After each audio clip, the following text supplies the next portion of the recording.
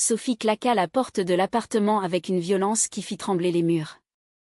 Devant elle, Marie était figée, les yeux écarquillés, un téléphone à la main qui affichait encore le message compromettant.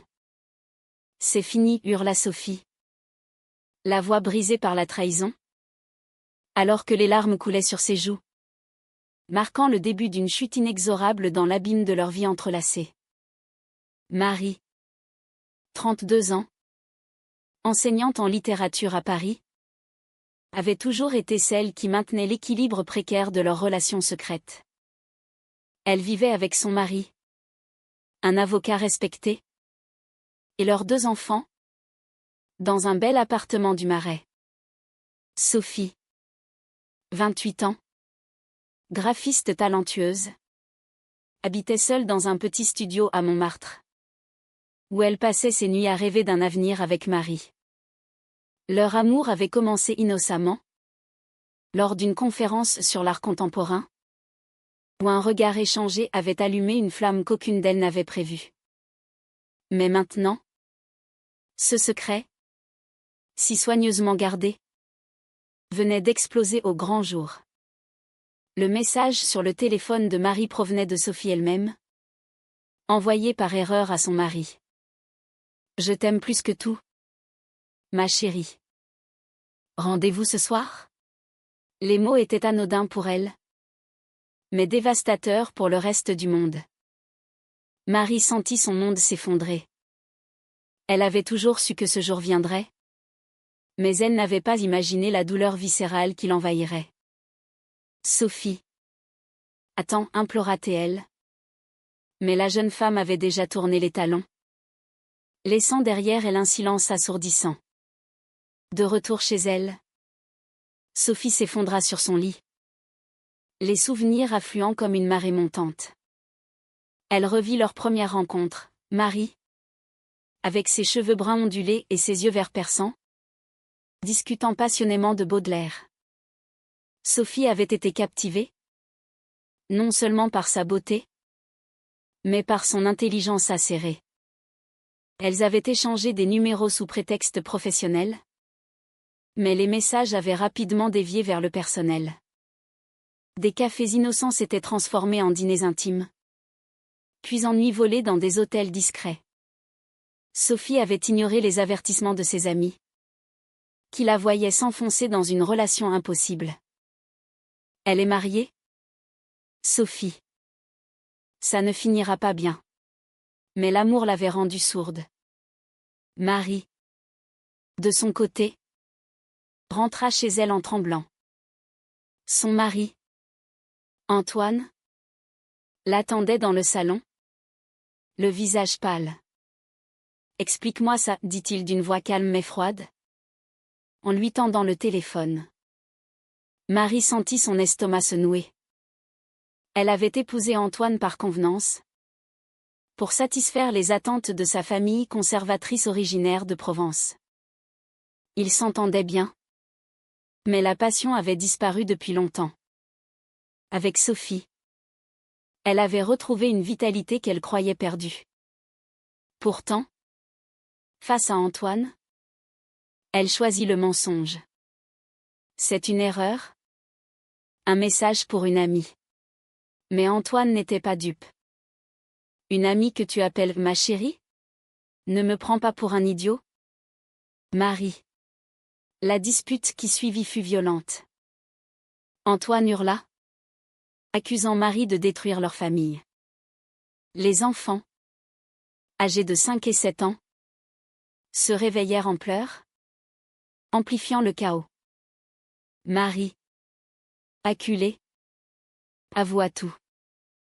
Je l'aime. Antoine. Je suis désolée. Les mots sortirent comme un soulagement, mais ils scellèrent son sort. Antoine la regarda avec un mélange de dégoût et de tristesse. Sors d'ici. Prends tes affaires et va-t'en.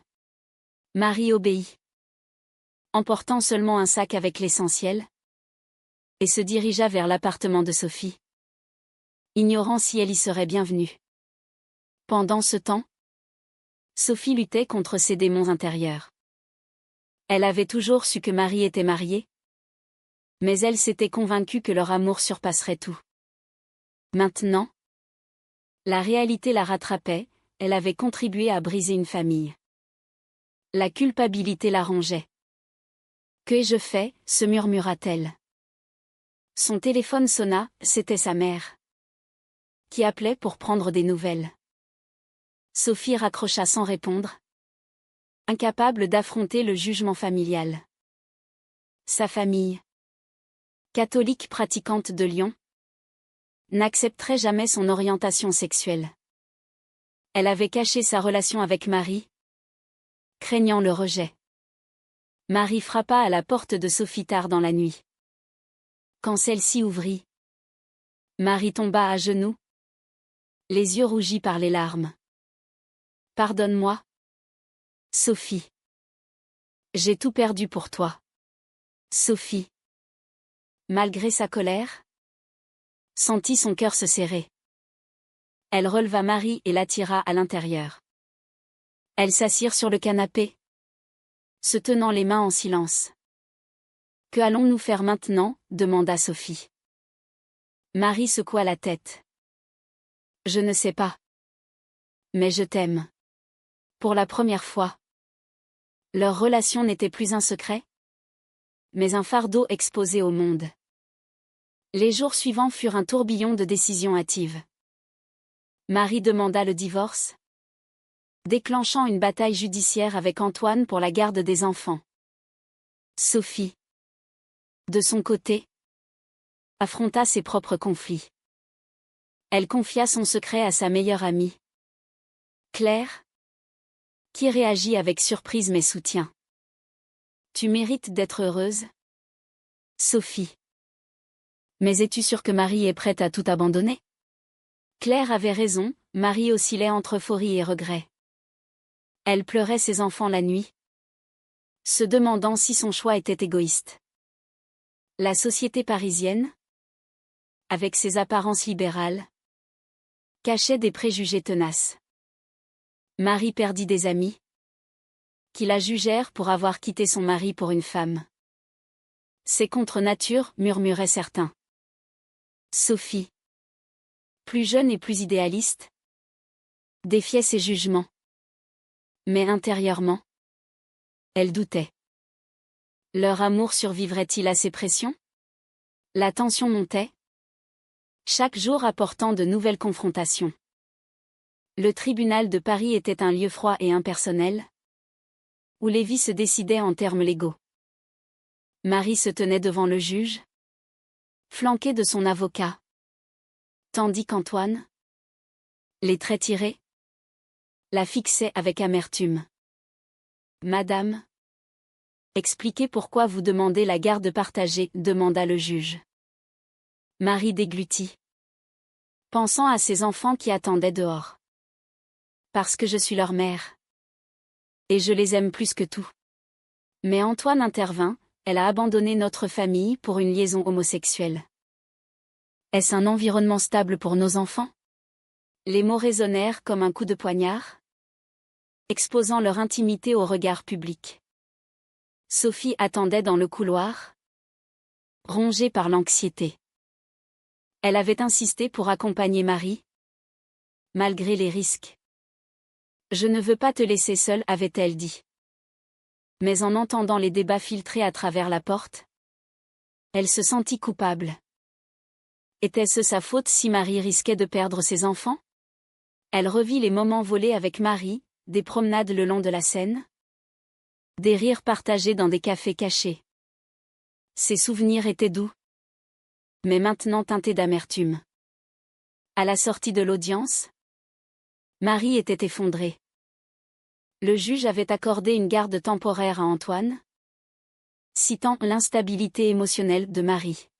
« Ils disent que notre relation est un facteur négatif » murmura-t-elle à Sophie. Celle-ci la serra dans ses bras, ignorant les regards désapprobateurs des passants. « Nous nous battrons. Ensemble. » Mais intérieurement, Sophie se demandait si elle était prête pour ce combat. Sa carrière en graphisme souffrait déjà, des clients conservateurs avaient annulé des contrats après avoir appris son orientation. La famille de Marie entra en scène comme une tempête. Sa mère, venue de Provence, débarqua à Paris sans prévenir. « Comment as-tu pu faire ça à tes enfants ? À ton mari » cria-t-elle. Marie tenta de s'expliquer. « Maman, je n'aime plus Antoine. J'aime Sophie. » La réponse fut un silence glacial, suivi d'un rejet catégorique. « C'est un péché. Tu n'es plus ma fille. » Marie pleura des heures après son départ, se sentant orpheline pour la première fois. Sophie la consolait, mais ses propres doutes grandissaient. Et si elle regrette, se demanda-t-elle. Pour ajouter à la tension, Sophie reçut un appel de sa sœur, Élise, qui avait entendu des rumeurs. « Est-ce vrai que tu sors avec une femme mariée ? Papa et maman sont furieux. » Sophie raccrocha. Mais le mal était fait. Elle décida d'affronter sa famille lors d'un dîner à Lyon. Le voyage en train fut interminable, rempli de scénarios catastrophes. À table, l'atmosphère était lourde. « Sophie, dis-nous la vérité » demanda son père. Elle inspira profondément. « Oui. J'aime une femme. Marie. » Le silence qui suivit fut assourdissant. Sa mère fondit en larmes. « Comment avons-nous élevé une fille comme ça ? » Son père, plus stoïque, déclara, « Tu es toujours notre fille.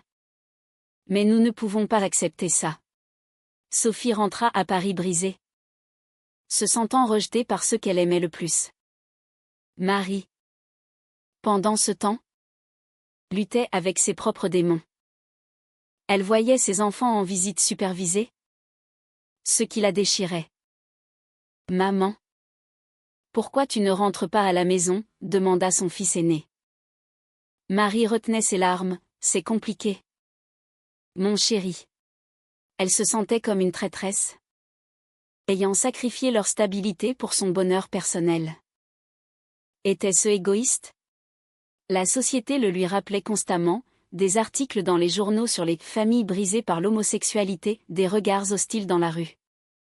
Malgré tout, leur relation s'approfondissait dans l'adversité. Elles emménagèrent ensemble dans un petit appartement à Belleville, un quartier plus tolérant. Les nuits étaient remplies de discussions intenses sur l'avenir. « Penses-tu que nous avons fait le bon choix ?» demanda Sophie un soir. Marie hésita. « Je t'aime. Mais le prix est élevé. » Cette honnêteté brutale renforçait leur lien, mais aussi les fissures. Sophie commença à douter de la loyauté de Marie, se rappelant le message qui avait tout déclenché. Un soir, lors d'une fête chez des amis communs, la tension explosa. Une ancienne collègue de Marie, jalouse, révéla des détails intimes de leur relation. Marie n'est pas fidèle, elle flirte avec tout le monde. Sophie confronta Marie. « Est-ce vrai ? » Marie nia. Mais le doute s'installa. Elles rentrèrent en silence, chacune perdue dans ses pensées. Sophie se sentait trahie, se demandant si leur amour n'était qu'une illusion. La pression sociale culmina lors d'une manifestation pour les droits LGBT à Paris. Sophie y participa avec enthousiasme, brandissant une pancarte « Amour sans frontières ». Marie, plus réservée, hésita à la rejoindre. « Et si Antoine l'apprend et l'utilise contre moi au tribunal ?» Sophie s'énerva. « Tu as peur de t'assumer ?» Leur dispute attira l'attention, et Marie partit en larmes.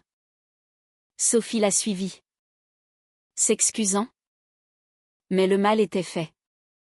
Elles réalisèrent que leurs conflits internes menaçaient de les détruire. Les mois suivants furent une épreuve de feu pour leur relation. Marie obtint enfin une garde partagée après une audience tendue. Mais les conditions étaient strictes, pas d'exposition des enfants à Sophie sans supervision. « C'est comme si j'étais une criminelle », se plaignit Marie. Sophie acquiesça. Mais intérieurement, elle bouillonnait. Pourquoi devrions-nous nous cacher? Leur amour, autrefois passionné, devenait un champ de bataille de frustration accumulée. Sophie décida de prendre les choses en main. Elle contacta une association LGBT pour du soutien psychologique. Lors d'une session de groupe, elle rencontra d'autres femmes dans des situations similaires.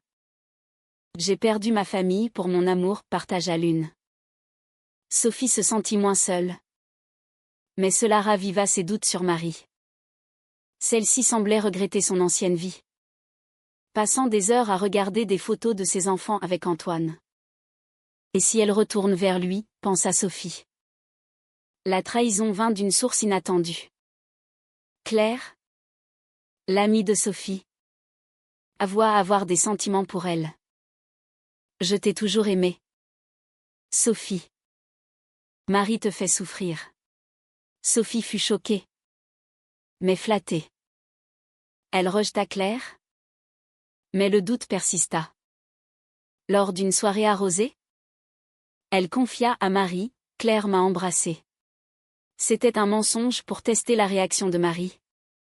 Mais cela déclencha une tempête. Comment as-tu pu, hurla Marie, claquant la porte. Sophie la poursuivit dans les rues de Paris, sous une pluie battante. C'était un test. Je suis désolée. Marie s'arrêta, les larmes se mélangeant à la pluie. Un test? Tu ne me fais pas confiance? Elles se réconcilièrent cette nuit-là. Mais la fissure était profonde.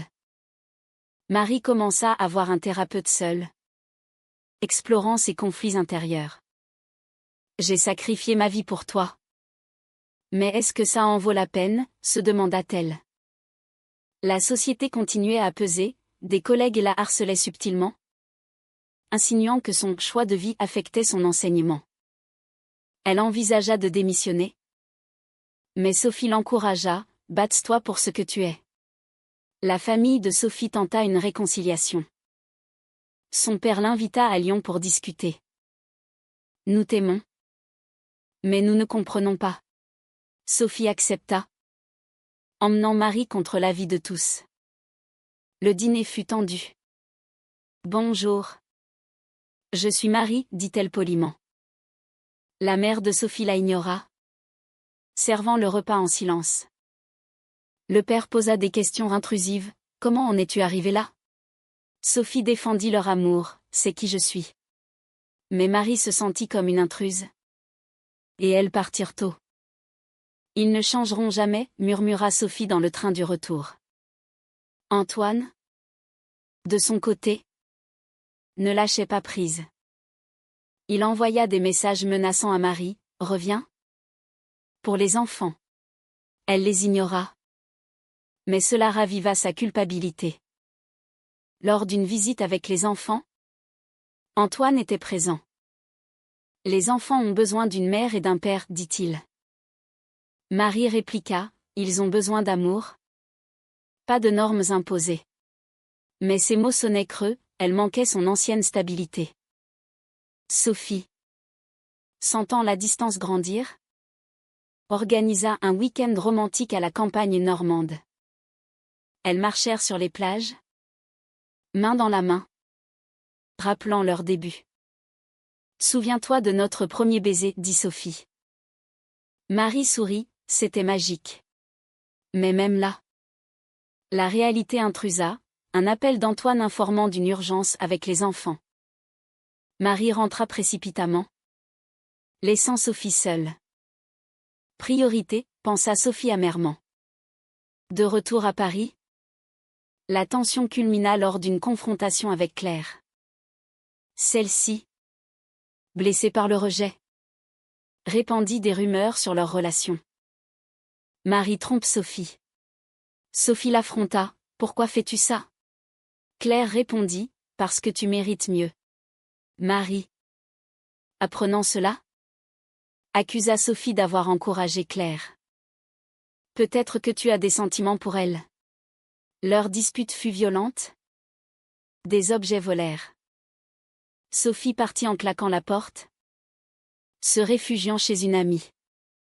Seule, Marie réfléchit à ses choix. Avait-elle sacrifié trop? La société la jugeait. Sa famille la rejetait. Et maintenant? Son amour vacillait. Elle appela Antoine, pouvons-nous parler? Il accepta. Et ils se rencontrèrent dans un café. Je regrette, avoua-t-elle. Antoine la regarda avec espoir, reviens. Marie hésita. Le cœur déchiré. Était-ce la fin? Sophie erra les rues de Paris toute la nuit. Le cœur lourd. Elle s'assit sur un banc face à la tour Eiffel, illuminée comme un phare dans l'obscurité. Où en sommes-nous arrivés? Se demanda-t-elle. Son téléphone vibra, un message de Marie, reviens. S'il te plaît. Mais Sophie l'ignora. Need in space. Elle repensa à leur relation, les joies, les peines, les sacrifices. Était-ce vaut la peine? La société française, malgré ses lois progressistes, gardait des poches de conservatisme qui les étouffaient. Le lendemain, Sophie rentra chez elle. Marie l'attendait, les yeux gonflés. J'ai vu Antoine, avoua-t-elle. Sophie sentit le monde s'écrouler. Quoi? Pourquoi faire? Marie expliqua, pour discuter des enfants. Rien de plus. Mais Sophie n'y crut pas. Tu regrettes? N'est-ce pas? Marie nia. Mais ses yeux la trahissaient. Elles passèrent la journée en silence, chacune dans son coin de l'appartement. La crise suivante vint du travail de Marie. Son école, influencée par des parents conservateurs, l'a mis en congé forcé. Votre situation personnelle distrait les élèves, dit le directeur. Marie fut dévastée, l'enseignement était sa passion. Sophie la soutint, porte plainte pour discrimination. Elles contactèrent une avocate spécialisée en droit LGBT, qui accepta l'affaire. C'est courant. Malheureusement, dit-elle. Le processus judiciaire raviva les blessures, forçant Marie à revivre son divorce. Pendant ce temps, Sophie affronta ses propres défis. Un client majeur annula un contrat, votre mode de vie ne correspond pas à notre image. Elle perdit confiance, se sentant marginalisée. Pourquoi devons-nous payer si cher pour aimer? Confia-t-elle à un groupe de soutien.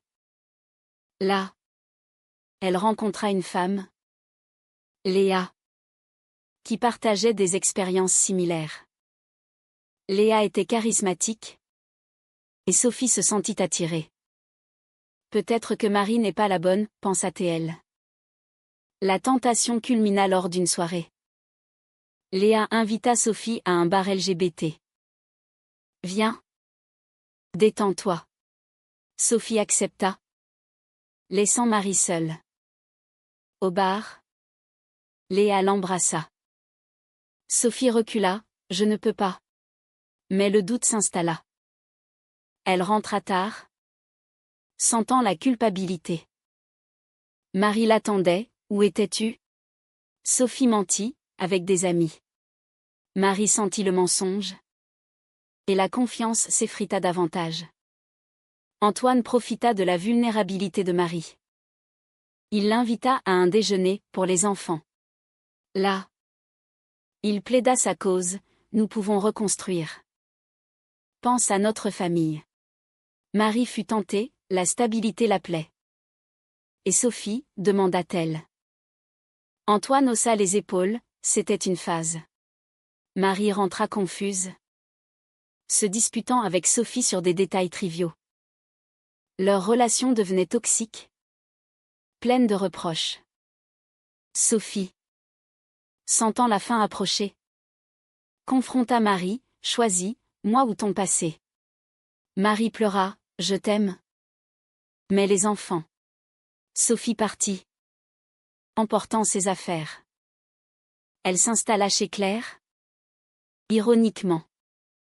Je t'avais prévenu, dit Claire. Sophie ignora l'ironie, se concentrant sur sa douleur. Marie, seule, affronta ses démons. Elle visita un prêtre, cherchant guidance. L'amour n'est pas un péché, dit-il. Mais elle doutait. La société la bombardait de messages contradictoires, tolérance en surface, jugement en profondeur. Elle appela sa mère, « Maman, j'ai besoin de toi. » La réponse fut froide, « Change. » Et peut-être. Marie raccrocha, se sentant perdue. Des semaines passèrent. Sophie prospéra professionnellement, trouvant de nouveaux clients progressistes. Mais elle manquait Marie. Un jour, elle la croisa par hasard dans un café. « Comment vas-tu » demanda-t-elle. Marie sourit faiblement, « Je survis. » Elles parlèrent des heures, ravivant des souvenirs.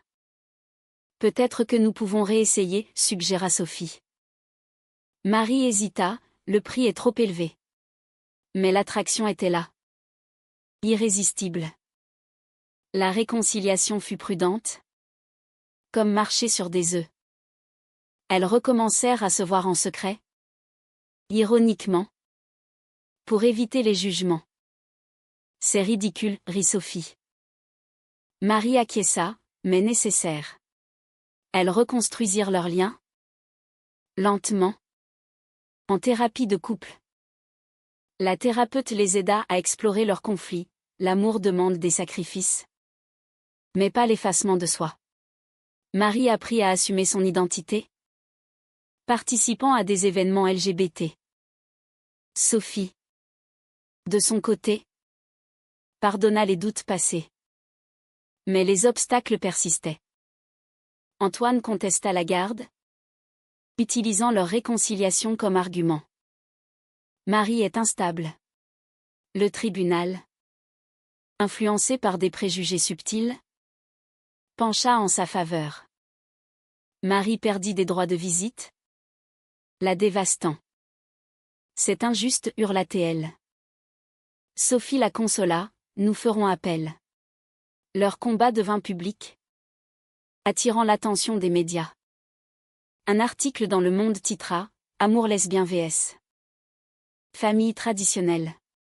Les commentaires en ligne étaient virulents, amplifiant leurs blessures. La famille de Sophie tenta une nouvelle approche. Sa sœur Élise vint à Paris, « Je te soutiens ». Cela réchauffa le cœur de Sophie. Mais sa mère resta distante. Pour Marie, sa famille resta silencieuse. Elle écrivit une lettre, « J'espère que vous comprendrez un jour. » Pas de réponse. La société évoluait lentement. Mais pour elle, c'était une bataille quotidienne. Un soir, lors d'une dispute mineure, tout explosa. « Tu regrettes toujours » accusa Sophie. Marie, épuisée, avoua, « Parfois. » Oui. Sophie fut blessée, alors. Pars. Marie ne partit pas. Mais le doute revint. Elles réalisèrent que leur amour, bien que profond, était marqué par des cicatrices indélébiles. Finalement, Marie prit une décision radicale. Elle accepta un poste d'enseignante à Bordeaux, loin de Paris. « J'ai besoin d'espace pour me reconstruire. » Sophie fut dévastée, « Et nous ?» Marie répondit, « Peut-être que c'est la fin. » Elles se séparèrent en larmes, chacune payant le prix de leur choix. Sophie resta à Paris, se concentrant sur sa carrière, mais hantée par les souvenirs. Marie, à Bordeaux, reprit contact avec ses enfants, reconstruisant une vie stable, mais vide sans Sophie. Des mois plus tard, Sophie reçut une lettre de Marie, « Je t'aimerai toujours. » Elle pleura, se demandant si elles avaient fait les bons choix. La société avait évolué, avec plus d'acceptation. Mais pour elle, Il était trop tard. Leur histoire était un témoignage de l'amour confronté à la réalité brutale. Était-ce juste que l'amour doive payer un tel prix pour exister?